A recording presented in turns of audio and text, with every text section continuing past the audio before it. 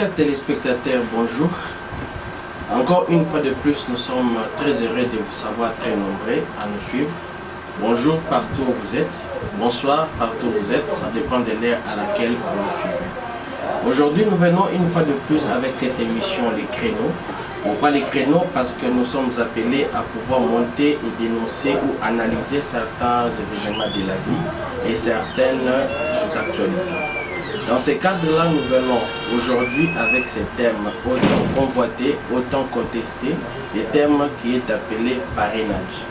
Le parrainage, c'est un mode de vie aujourd'hui, un événement avec lequel nous vivons tous les jours de notre vie. C'est pour cette raison-là que dans la vie, nous avons plusieurs polémiques. Il y a même certains pasteurs qui arrivent à s'élever pour parler du parrainage, contredisant certaines choses qui se font à ce sujet. Et nous avons essayé de glaner et nous avons trouvé qu'il était temps de pouvoir bien fixer les choses. Ce créneau vient aujourd'hui pour fixer ces problèmes sur le parrainage.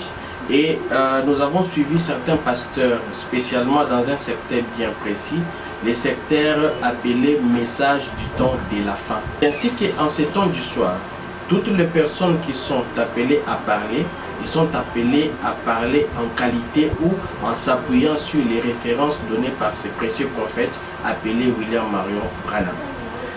Nous avons été très choqués d'entendre la semaine passée qu'un pasteur dans la ville, précisément à Lemba, le parrainage, c'était quelque chose de pas correct et que toute personne, tout mariage, tout marié qui se prétendrait devenir ou qui s'aventurerait, selon ces pasteurs, de venir avec des gens appelés comme parents, il ne bénira pas ce mariage-là.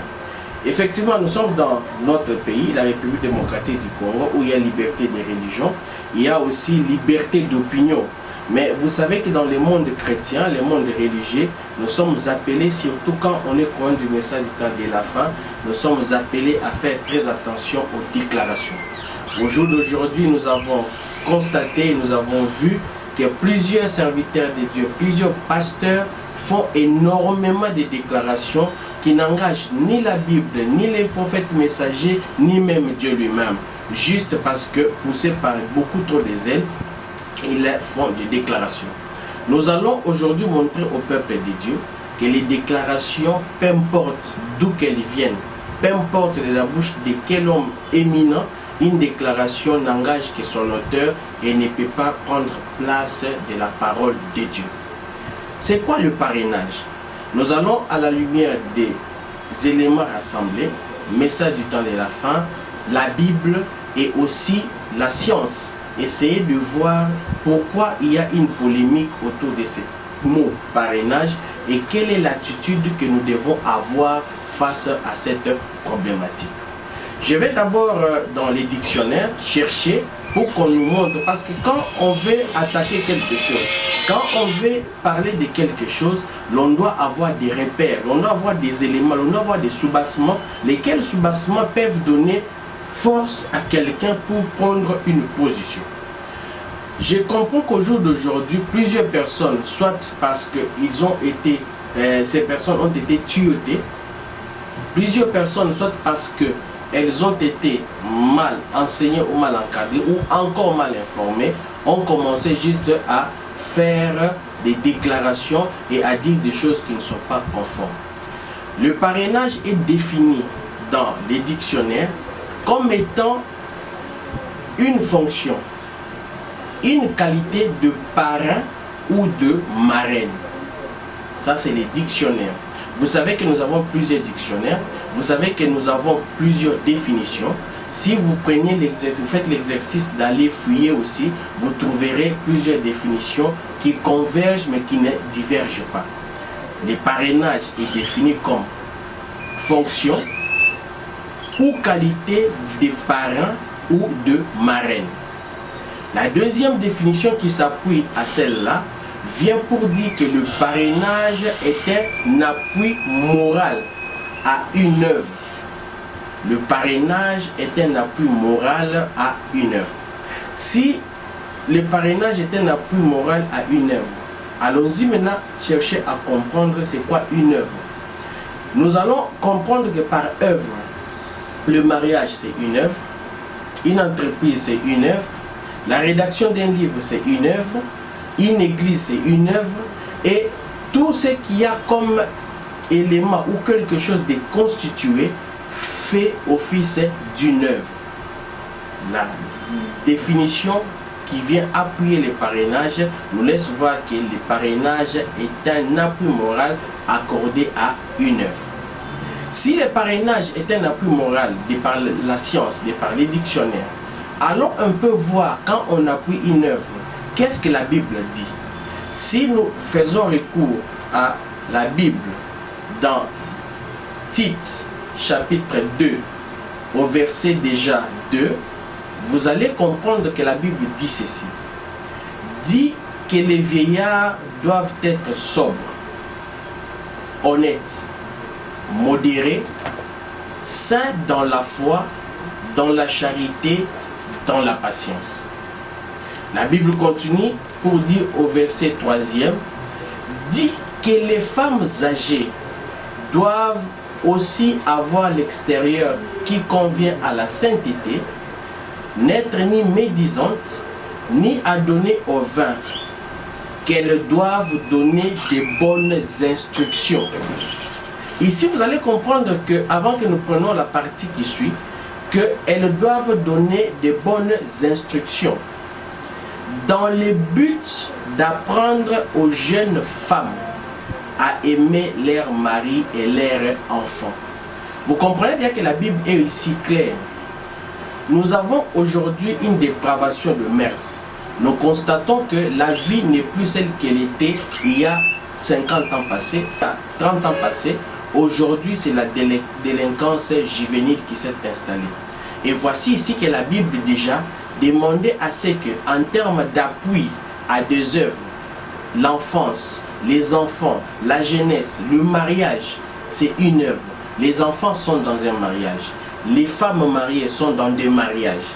Et la Bible dit que les femmes âgées qui ont de l'expérience, qui ont appris à vivre sainement dans leur foyer, respectant mari, éduquant leurs enfants, que leur expérience qu'elles ont acquise soit transmise en termes d'instruction aux jeunes femmes, pour qu'elles apprennent à respecter leur mari et à élever et éduquer sur la bonne voie leurs enfants. Vous comprenez ici que la Bible vient appuyer le fait qu'il faudrait appuyer une œuvre, il faudrait appuyer une institution. La Bible déclarant que le mariage est une institution divine. Déjà de par la Bible, déjà de par les dictionnaires, nous pouvons comprendre ici que le parrainage ne peut pas faire sujet de polémique. Le parrainage dans la vie courante, nous voyons un médecin qui a été expérimenté ou qui a eu de l'expérience. Un médecin qui a eu de l'expérience, ce médecin, une fois dans sa vie, tendant vers la retraite, peut être apprécié par un jeune médecin qui vient d'arriver. Il trouve que ce vieux a de l'expérience, ce vieux a la main chirurgicale. Je peux m'approcher de ce vieux pour apprendre. Apprendre, c'est-à-dire concilier la théorie et la pratique. Les jeunes hommes sortant de l'université a la théorie. Le vieux étant sorti de l'université plusieurs années avant à la pratique. Le vieux a déjà mis ensemble, a déjà mutualisé et la théorie et la pratique. Mais le jeune homme médecin qui vient de sortir de l'université tout fraîchement, lui n'a que entre ses mains la théorie. Il approche ces vieux pour lui demander de lui faire accompagner dans la vie pratique.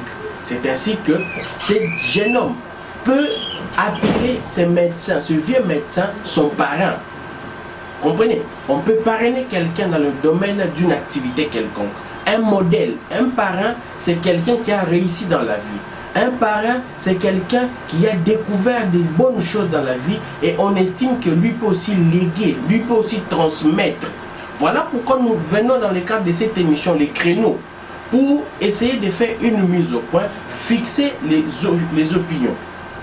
Pour nous suivre, nous allons vous demander de bien pouvoir vous abonner sur notre chaîne TV. Et lorsque vous êtes sur Menorah Cloud TV, vous allez voir le bouton rouge, nous vous prions de cliquer sur ces boutons afin de pouvoir recevoir toutes les notifications des interventions qui viendront par rapport à cet élément et à d'autres éléments. Un mentor, un parrain. Un parrain, c'est juste synonyme d'un mentor. Un parrain, c'est juste synonyme d'un encadreur. Un parrain, c'est juste synonyme de quelqu'un qui a un guide, quelqu'un qui a expérimenté un domaine quelconque. Ayant bien maîtrisé ce domaine, il peut maintenant aussi apprendre aux autres. Donc, avant de faire des déclarations fallacieuses, avant de faire des déclarations personnelles, il est mieux de pouvoir reconsidérer la question, étudier à fond la question, la comprendre. Parce que la Bible dit, les naturels stupéfient les spirituels. Le céleste entre l'épouse et Jésus-Christ lui-même. Et nous avons un mariage naturel entre un homme physique et une femme physique. Le prophète Branham, qui a été cité ici, au nom de qui on fait des déclarations mensongères, ce prophète a même dit clairement que le mariage est charnel. Qui dit mariage charnel, tout ce qui s'est fait dans les mariages est vraiment physique. L'homme épouse physiquement, il va doter. L'homme prend son épouse, va cohabiter et fait des enfants physiquement. Et l'homme vit dans une maison. Il voudrait que la femme ait sa place et que l'homme ait sa place. Il y a une cohabitation qui doit être permanente. Et pour cohabiter, il faudrait qu'il y ait des équilibres. Et ces équilibres viennent de personnes expérimentées. Tendant vers la fin, nous avons pris le dictionnaire qui est la science. Nous avons pris la Bible. Mais parce que c'est le prophète William Marion Branham qui est ici mis en exergue, nous ne pouvons pas terminer cette mise au point sans pour autant avoir appelé sur la scène le prophète messager du temps de la fin. C'est lui l'arbitre de cette génération. Dieu lui a inspiré, Dieu a interprété la parole par lui, et ce qu'il a laissé comme parole, c'est ce qui fait sujet des références. C'est comme du temps de Moïse. Du temps de Moïse, quand Moïse est venu, tout ce que Dieu avait dit par Moïse était resté l'absolu, bien que des années après Moïse n'existait plus car décédé. Je vais faire référence en évoquant la cérémonie de mariage à Shreveport, aux USA, États-Unis d'Amérique. Cette cérémonie a été officiée le dimanche 1er décembre 1963 par le prophète William Marion Branham lui-même. Au premier chapitre, il est écrit ceci. Une cérémonie de mariage officiée par frère Branham, frère William Marion Branham, au Life Tabernacle à Shreveport en Louisiane. Les dimanches 1er décembre 1963 à 8 heures. Point. La phrase qui suit dit ceci. Les pianistes jouent plusieurs chansons nuptiales. Puis le chœur nuptial. Alors, les ministres, virgule, le marié et sa suite viennent à l'autel. Puis la suite de la mariée vient à l'autel, suivi de la mariée. Ça, c'est le prophète Branham lui-même, officiant un mariage au 1er décembre 1963.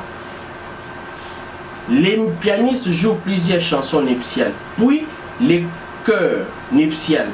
Alors, les ministres, le marié et sa suite, je mets l'accent sur la suite, viennent à l'autel. Puis la suite de la mariée vient à l'autel. Les mariés à sa suite, la mariée à sa suite. Dans la suite ici, c'est un ensemble de personnes jouant le rôle au cours de ces mariages ici.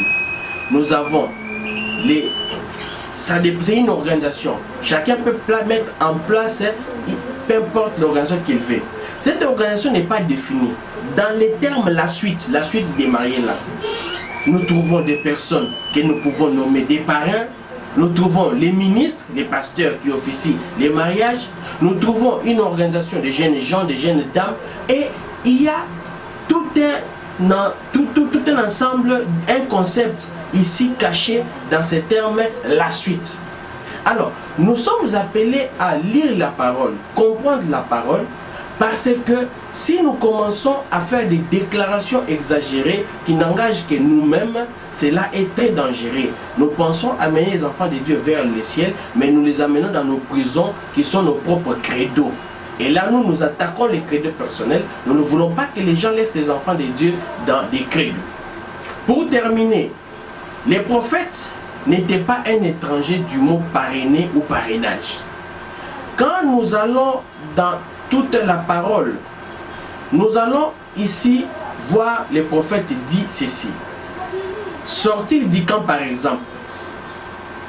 Dans Sortir du camp, prêché à Jeffersonville, le 19 juillet 1964, au paragraphe 86, si vous lisez, vous voyez les prophètes parler de parrainer. Mais je prends la deuxième prédication qui est que votre lumière luise devant les hommes. Prêché le 3 septembre 1961 à Jeffersonville, toujours aux USA. Les prophètes disent ceci. Nous sommes les panneaux publicitaires de Christ. Et Christ est notre sponsor. Comprenez ici que j'ai parlé de parrainage ou parrain comme mentor, parrain comme Branham le dit ici, sponsor, et point. Et ceci est parrainé par Christ. Donc, s'il y a un parrain, le plus excellent parrain au monde, c'est Christ. Je répète, je reprends. Que votre lumière luise ainsi devant les hommes. Prêché le 3 septembre 1961 à Jeffersonville. Paragraphe 44. Je prends la partie B. Nous sommes les panneaux publicitaires de Christ.